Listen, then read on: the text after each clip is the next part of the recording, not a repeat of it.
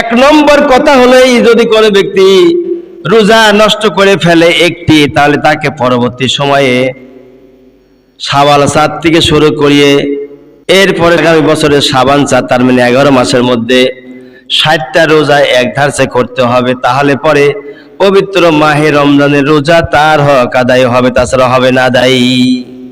এখন 60টি রোজার মধ্যে একটি রোজা যদি কোনো ব্যক্তি হঠাৎ নষ্ট করে ফেলে কোনো কারণে, 60 দিনের একদিন যে কোনো দিন, তাহলে নতুন করে আবার 60টা রোজা রাখতে হবে।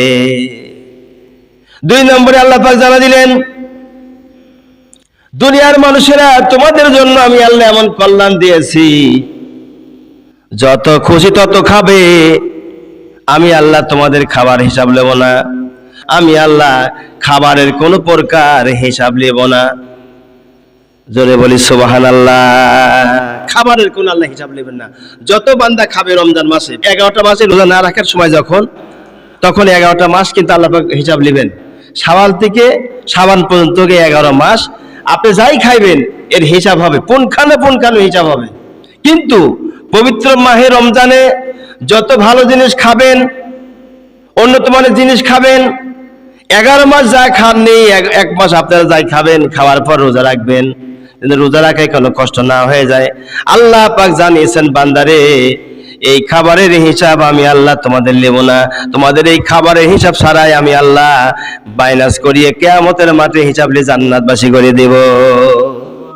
এই হিসাব আমি আল্লাহ নেব না। সুতরাং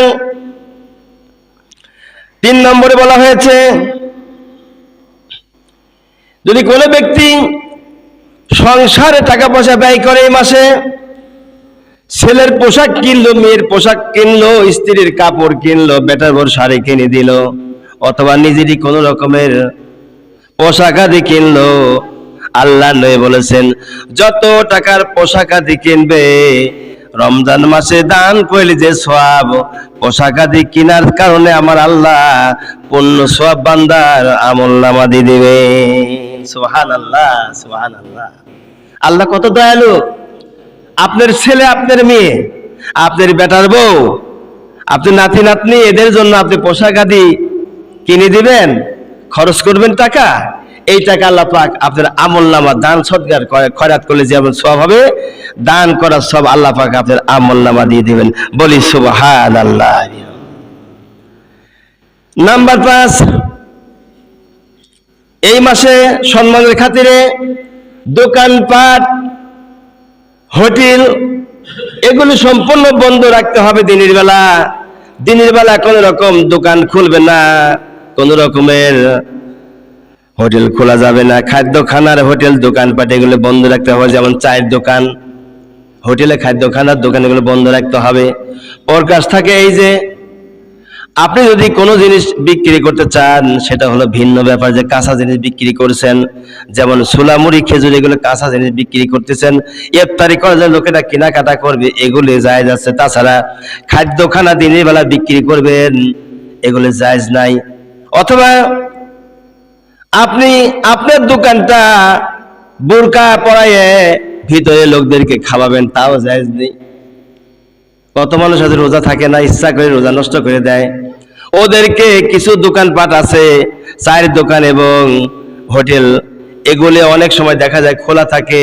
আর খোলা থাকলে হবে কি, ওই চায়ের দোকান আর হোটেল বোরকা টানায় রাখে, যেন দেখা না যায় বোরকার ভিতরে খাওয়ায়, এরপরে সে দোকানদারি ব্যবসা করে। আল্লাহ নবী বলেন, ওই ব্যবসা আমি আল্লাহ রাসূল হারাম করে দিলাম।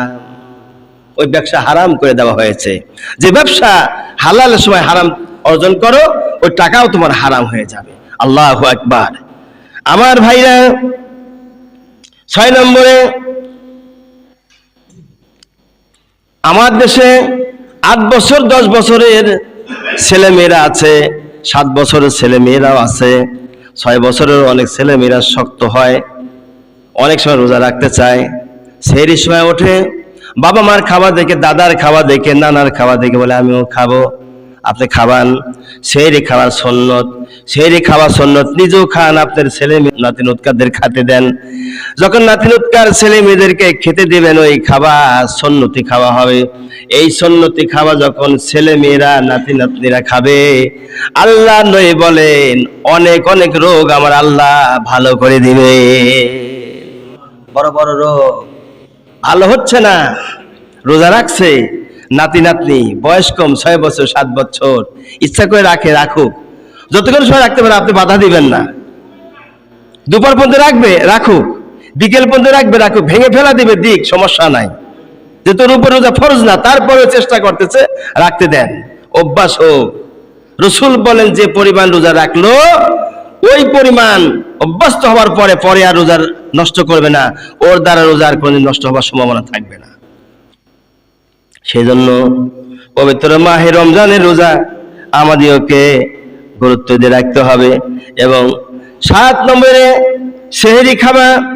এই যে সেহরি খাওয়া, আমরা সেহরি খাবো যথা সময়ে বলা হয়েছে আগামী মঙ্গলবার দিন গত রাত মনে সেহরি খেতে হবে সম্ভবত, অথবা বুধবারের দিন গত রাত সেহরি খেতে হবে। চাঁদের তো হিসাব নাই, চাঁদ কখন 29 হয় কি 30 হয়তো বলা যায় না, সেই জন্য চাঁদের উপর নির্ভর করতেছে। চাঁদ দেখার পরে আপনাকে রোজা রাখতে হবে, তারাবিও পড়তে হবে আগে। চাঁদ দেখার পর যখন দেখবেন রমজানের চাঁদ উদয় হয়েছে, সন্ধ্যার পর থেকে নিয়ে তারাবির প্রস্তুতি নিয়ে মসজিদে চলে আসতে হবে। এশার নামাজের আজান হবে, তারপরে তারাবির নামাজ শুরু হয়ে যাবে। এই তারাবির নামাজ শাওয়াল চাঁদ উদিত হওয়ার আগের দিন পর্যন্ত আপনাকে একটা মাস তারাবির নামাজ পড়তে হবে। 20 রাকাতে নামাজ পড়তে হবে। মা বোনরা 20 রাকাত পড়বেন, পুরুষেরা 20 রাকাত পড়বে। 20 রাকাত পড়াই হলো সুন্নাত, সুন্নাতে মুআক্কাদা। আল্লাহ নবী বলেন এই দুনিয়াতে আমার আল্লাহ মাহে রমজানের রোজা ফরজ করেছেন, আর আমি রসুল তোমাদের জন্য তারাবির নামাজ পড়া আমি আর আল্লাহ রসুল তোমাদের উপরে সুন্নতে মুআক্কাদা হিসাবে তোমাদের দায়িত্ব দিয়ে দিলাম। ফরজের কাছাকাছি এই তারাবির নামাজ, এটা পড়তে হবে, পড়তেই হবে। অনেকে মনে করে তারাবির নামাজ না পড়লে বোধহয় রোজা হবে না। না, আপনি তারাবির নামাজের এক লাইন, ফরজ রোজা হলো আর এক লাইন। তার মানে তারাবির নামাজ রসুলের সুন্নাত, ফরজ রোজা আল্লাহর হুকুম। লাইন দুইটা না একটা? হ্যাঁ, লাইন দুইটা। তো আল্লাহর বিধান যেটা সারাদিন রোজা রাখি হলো ফরজ, এটা লাইন আলাদা। অপরটা 2 নম্বর তারাবির নামাজ সুন্নাতে মুআক্কাদা। রসুল বলেছেন তারাবির নামাজ যদি কোনো ব্যক্তি না পড়ে তাহলে গুনাহগার হবে। এখন আপনি সুন্নতে মুআক্কাদা তরফ করে যে গুনাহ, এই গুনাহ আপনার ঘাড়ে বাঁধবে। আর যদি আপনি ফরজ রোজা ত্যাগ করেন তাহলে আল্লাহর হুকুম অমান্য করলেন। আল্লাহর হুকুম অমান্যকারীরাই তো কাফের ফাসিক, ওরাই হলো মুনাফিক। ওরা ওয়াদা করেছে রুহের জগতে, আল্লাহ তুমি যা বলবা যা করবা আমি সব করব, দুনিয়ায় এসে ভুলে গিয়েছে। আল্লাহ পাক ওই রুহের জগতের কথা আপনাকে স্মরণ করিয়ে দিবে কিয়ামতের মাঠে। এখন যদিও আমাদের স্মরণ নাই, কিন্তু এই কোরআন দেখে আমরা আমল করতেছি যে না, রুহের জগতে আমরা ওয়াদা করেছি আল্লাহর কাছে কোনটা, সেটা আল্লাহ পাক স্মরণ করে দিবেন। ভাইরে আমার, তাহলে এখন বাচ্চাদের জন্য আমরা কি করব? সেহরি খাওয়ার অভ্যাস তো করব।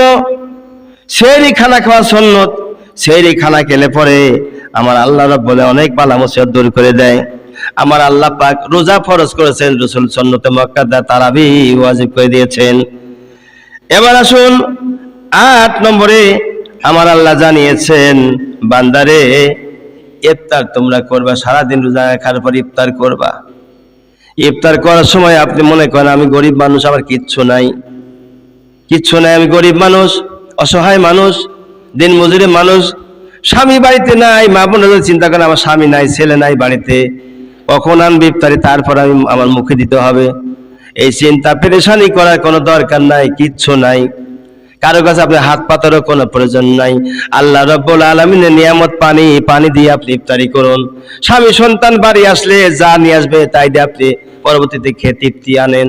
আমার আল্লাহ বলেন আমি আল্লাহ রোজাদারের সন্ধ্যাকালীন সময়ে ইফতার যেটা নিয়ে বসবে, ওই সময়কার মুখ থেকে একটা গন্ধ বের হয়, ওই গন্ধটা আমি আল্লাহ মেশক আতর জাফরানের চাইতে উত্তম হিসাবে আমার দরবারে আমি আল্লাহ কবুল করি। বলি সুবহানাল্লাহ।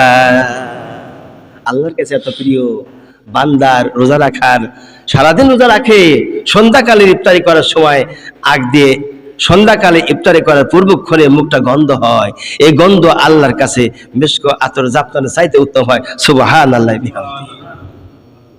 আমরা তো অনেকেই বুঝি না, এই ব্যাপারে আমরা খেয়াল করতে চাই না। ভাইরা আমার, কয় নম্বর গেল? 8 নম্বর গেছে নাকি? 9 নম্বরে বলা হচ্ছে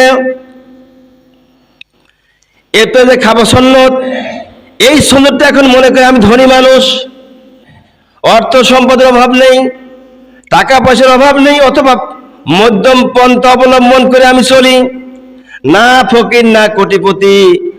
আপনি আপনার আর্থিক অনুযায়ী ইফতারি নিয়ে আসবেন, বাড়িতে ইফতার তৈরি করে খান, সবচেয়ে উত্তম। কেননা বাড়িতে ইফতার তৈরি করে খেলে মা বোনরা নামাজ পড়ে, বিশেষ করে মা বোনরা বেশি পর্দা নিশু করে, পুরুষের চাইতে মা বোনরা পর্দা নিশু বেশি করে। অনেক সময় পুরুষেরা কাঁচা মারি চলাফেরা করে, মাঠে ঘাটে গাছে যখন তখন কাঁচা মারে, ধরি মারে। ধরি মানে কি?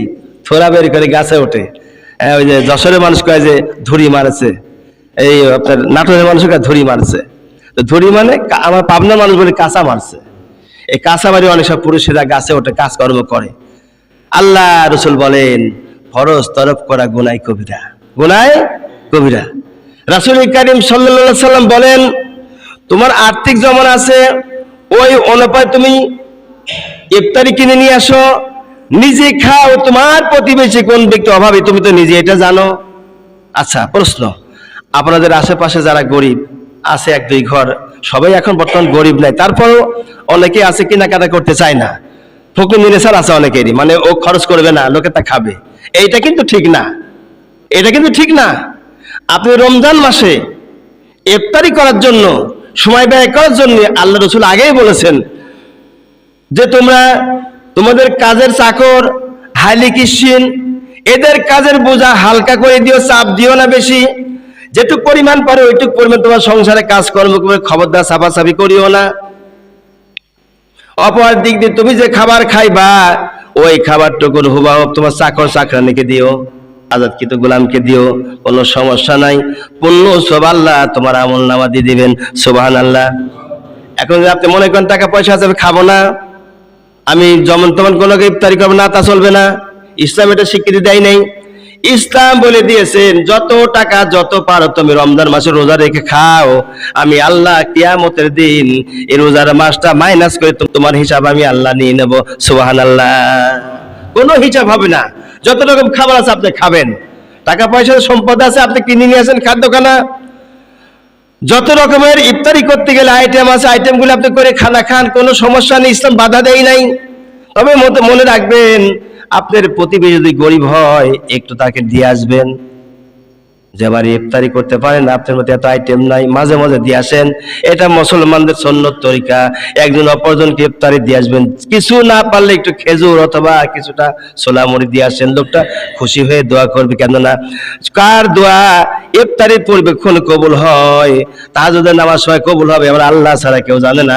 সেই জন্যই আপনি ইফতারি মানুষকে দিয়ে খাবেন, নিজেও মাঝে মাঝে প্রতিবেশীদের দেওয়ার পরেও আত্মীয়স্বজনকে দাওয়াত করে খাওয়াবেন।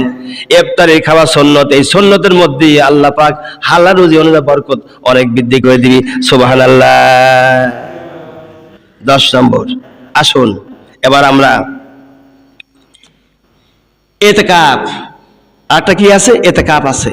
ইতিকাফটা হলো এই বিশ্ব রমজানের আসর থেকে নিয়ে সাবাল চাঁদ উদিত হওয়াই দিয়ে রাতের আগ পর্যন্ত ইতিকাফ মসজিদে অবস্থান করতে হবে। এই অবস্থান করাকে আবার আল্লাহ রাব্বুল আলামিন বান্দার উপরে ওয়াজিব করে দিয়েছেন ইতিকাফ করা। ইতিকাফ করলে পরে 10 নম্বরে যে কথা বলতেছি, আল্লাহ পাক বান্দার জীবনের গুনাহ মাফ করে, মাসুম বাচ্চা মায়ের পেট থেকে ভূমিষ্ঠ হলে যেমন নিষ্পাপ গুনাহ থাকে না, ওই রকম বৃদ্ধ মানুষ সারা জীবন গুনাহ করেছে, তওবা করে ইতিকাফে বসে আল্লাহ জীবনের সব গুনাহ মাফ করে দিবে। এখন আসুন আল্লাহ পাক এত রহমত কেন দিয়েছেন? এই কারণে এই মাসে রহমত দিয়েছেন। প্রথম 10 দিন রহমতের 10 দিন, প্রথম 10 দিন রহমতের 10 দিন। এই রহমতের 10 দিন আগামী শুক্রবারে আপনারা পাইবেন প্রথম জুমা। আমার মনে হয় রহমতের 10 দিনের 2টা জুমা আপনারা পাইবেন, মোট 4টে জুমা সম্ভবত হবে, 5টাও হতে পারে, আমি খেয়াল করি না। অথচ আমার আল্লাহ রাব্বুল আলামিন এত সওয়াব দিয়েছে, এত রহমত করেছেন, যা কল্পনা করে পারা যায় না। রাসূল করিম সাল্লাল্লাহু আলাইহি সাল্লাম এই জন্য বলেন, তোমাদের ভালোবাসা, তোমাদের মহব্বত, তোমাদের ভ্রাতৃত্ব হবে রমজান মাসে। কেননা রমজান মাসে তাকওয়া অর্জন করিও, মারামারি কাটাকাটি করিও না। 11 নম্বর মারামারি কাটাকাটি করিও না, তাকওয়া অর্জন করিও। আল্লাহ নবী বলেন, তোমরা একজন অপরজনের উপরে এরকম হয়ে যাও না আয়না স্বরূপ। আয়না দিয়ে তোমার চেহারা যখন তাকা দেখো, কোন জায়গা ফোট আছে, কোন জায়গা আসলি আছে, কোন জায়গা পসারি আছে, তুমি নিজে দেখতে পাচ্ছ। ওইটা পরিষ্কার করার জন্য, ভালো করার জন্য চেষ্টা করো।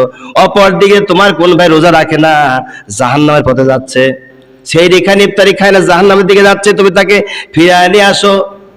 মুসলমান আর এক মুসলমানের আয়না স্বরূপ, ওরা হলো ভাই।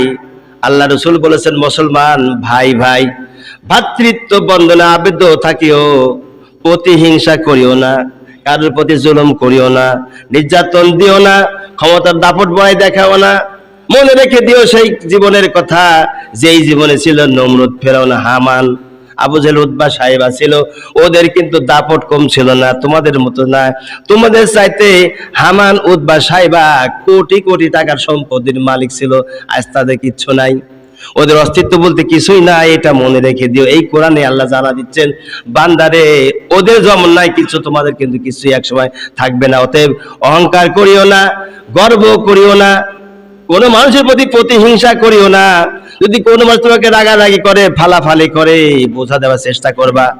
তবে একটা কথা আছে, না বুঝলে পরে দেখা যায় ময়লা আবর্জনা ভরে গেছে ঈদগার মাঠে, আপনার স্বাভাবিকভাবে ঝাঁটা দিয়ে ঝাড়ু দিবেন। ঝাড়ু দেওয়ার পরে যদি দেখেন খুব ময়লা বেশি হয়ে গেছে, তখন শক্ত করে ধরে মারবেন না? ফুল ঝাড়ু কি কাজ হবে? তখন ফুল ঝাড়ু কাজ হবে না, ঝাঁটা ঝাড়ু লাগবে, শক্ত করে ধরে সরা দিতে হবে। অনুরূপভাবে মাঝে মধ্যে ইসলামের খাতিরে, ইসলামের স্বার্থের জন্য শক্ত করে কিছু জিনিস ধরতে হবে। ধরার পরে ইসলামকে টিকে থাকার জন্য তারপরে সংগ্রাম করতে হবে। যার কারণে কোন ভাই নামাজ পড়ে না, কোন ভাই রোজা রাখে না, কোন ভাই তারাবি পড়ে না, কোন ভাই ইফতারি করে না, কোন ভাই সেহরি খায় না, কোন বোন খায় না। ইহুদি নাসারা বৌদ্ধ খ্রিস্টানদের মতো চলাফেরা করে, ওদেরকে বোঝাও, বলো, ওদেরকে বয়কট করে যদি তোমাদের কথা না মানে। কেননা ইহুদি নাসারা বৌদ্ধ খ্রিস্টানদের নিয়ে আমরা বসবাস করি না, আমরা সমাজে বসবাস করি, সবাই আমরা মুসলমান, সবাই আমরা কি, কোন মানুষ নাও রাখে, নামাজ নাও পড়ে, এমন কোন নিষ্ঠুর মানুষ নাই যে এই রমজান পাওয়ার পরে রোজা রাখে না। রাসূল বলেছেন 12 নম্বরে, যদি কোনো ব্যক্তি রমজান পাওয়ার পরে চোখের পানি আল্লাহর কাছে উপহার দিয়ে নিজের গুনাহ মাফ না চাইতে পারলো, আল্লাহ রাব্বুল আলামিন ওর প্রতি লানত দিবে। ওই নাউজুবিল্লাহ। এই জন্য চোখের পানি ফেলাইয়ার মাহে রমজানের শুরু থেকে আপনি চেষ্টা করতে হবে। 12 নম্বরে, আপনি কোন কাপড়ে নামাজ পড়বেন, কোন জায়গায় নামাজ পড়ে নামাজটা পড়বেন, বাড়িতে পড়বেন, এখানে পড়বেন, কখন আসবেন, কখন কোরআন তেলাওয়াত, কখন ঘুমাবেন, কখন জিকির করবেন, কখন আপনি তাসবিহ তাহলিল পড়বেন, প্রত্যেকটা জিনিস আপনি নোট করে ফেলবেন আগেই। তা না হলে পরে আপনি কিন্তু ওই সময় গেলে পারবেন না। আমি আগেই বলেছি, প্রথম দিকে আমি বলেছি, কোরআন হাতে নেই বলেছি, আল্লাহর কসম। মনে রাখবেন, যদি আপনার রজব মাসে আমল না করেন, শাবান রমজানে আমল করতে পারবেন না। আমার কথাটা মনে আছে কিনা জানি না। রমজানের বিদায় জমায় শেষ প্রশ্ন, এটা যদি মনে থাকে আমি করবো ইনশাআল্লাহ। আমার ভাইরা, সেই জন্য আমরা মুসলমান, আমাদের দায়িত্ব কর্তব্য আমরা যেন মুসলমান হিসাবে দায়িত্ব পালন করতে পারি।